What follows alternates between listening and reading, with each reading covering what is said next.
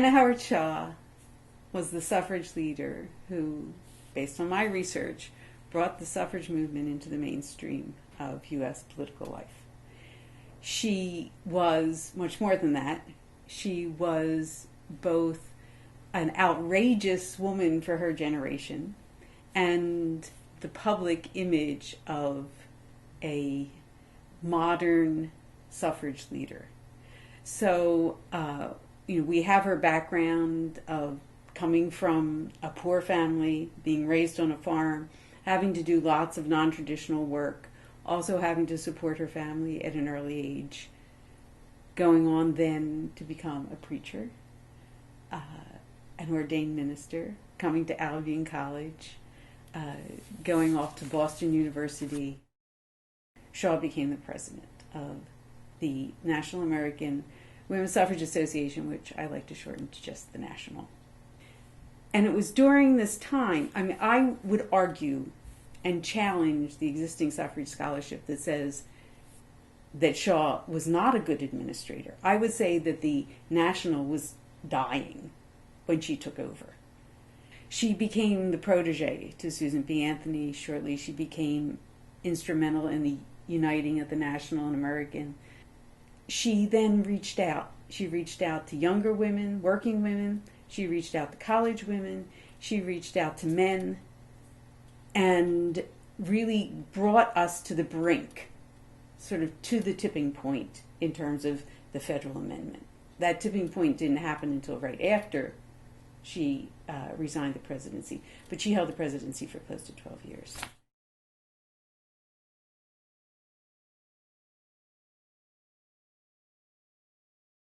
Okay, so Shaw came to Albion in the fall of 1873. So she was already 26 years old. She hadn't gone to high school until she was close to 20.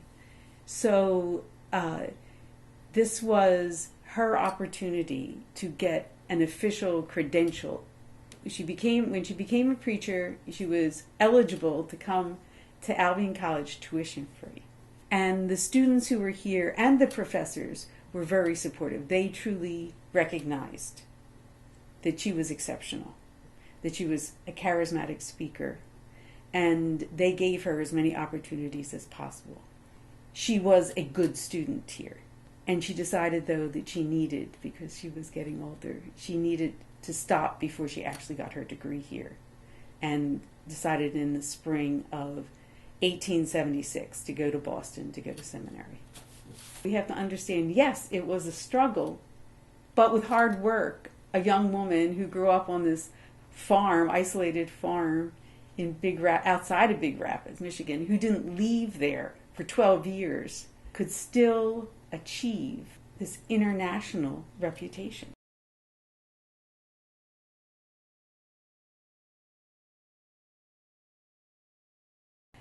She had a lot of humor. I think that was one of the most important things, was that she learned how to read her audiences and to speak to them, not above them and not below them, but really to them. And it was always a communication between her and her audiences.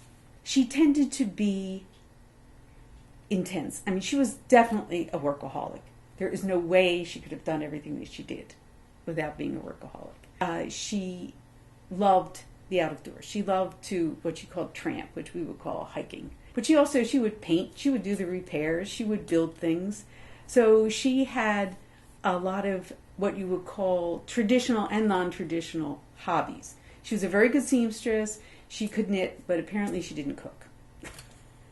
But she loved to build furniture, to do some of these renovations, and she loved to tell stories. She was a self-made woman, and we don't have too many of them. We celebrate self-made men. Everybody from, Benjamin Franklin and Andrew Carnegie and men like that. But we don't have that many women. And that's what Shaw was.